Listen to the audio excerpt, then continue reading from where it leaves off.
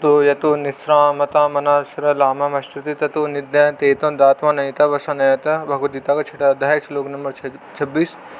इसका हिंदी अर्थ है, ए स्थिर और चंचल मन जहाँ जहाँ विचरण करता है वहाँ वहाँ से हटाकर इसको एक परमात्मा में ही भली भांति लगाएं।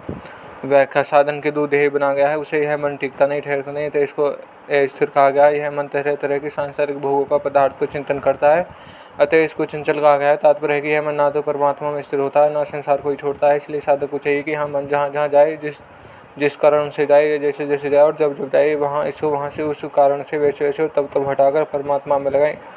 इस स्थिर और चंचल मन का नियमन करने से सावधानी रखें, ढिलाई ना करें। मन को परमात्मा में लगाने का तात्पर्य है कि जब यह पता चले कि पदार्थों का चिंतन कर रहा है, तभी विचार करें कि ऐसा चिंतन की वृत्ति और उसके विषय का आधार और प्रकाश का परमात्मा है। यही परमात्मा में मन लगाना है।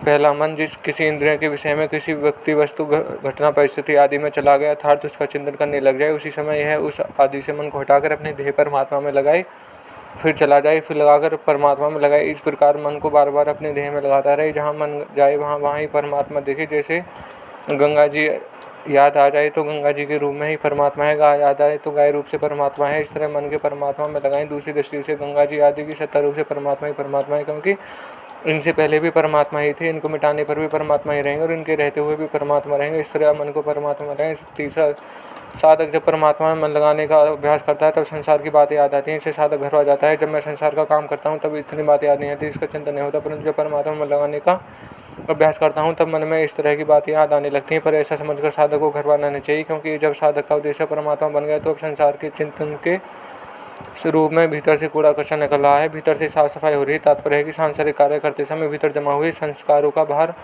निकलने का मौका नहीं मिला। इसलिए सांसारिक कार्य छोड़कर एकांत में बैठने से उनको बाहर निकालने का मौका मिलता है और वे बाहर निकल लगते हैं। चौथा, साधक को भगवान का चिंतन करने में कठिनता इसलिए पड़ती है कि वह अपने को संसार मानकर भगवान का चिंतन करता है, तो संसार का चिंतन सहित होता है, भगवान का चिंतन करना पड़ता है, फिर भी चिंतन नहीं होता। इसके लिए साधक को चाहिए कि वह भगवान का होकर भगवान का चिंतन करे। तात्पर्य है कि मैं तो केवल भगवान का हूँ, केवल भगवान ही मेरे हैं, शरीर संसार का नहीं है, शरीर संसार मेरे हैं। इस तरह भगवान के साथ संबंध होने से भगवान का चिंतन स्वाभाविक ही होने लगेगा, चिंतन करना नहीं पड़ेगा।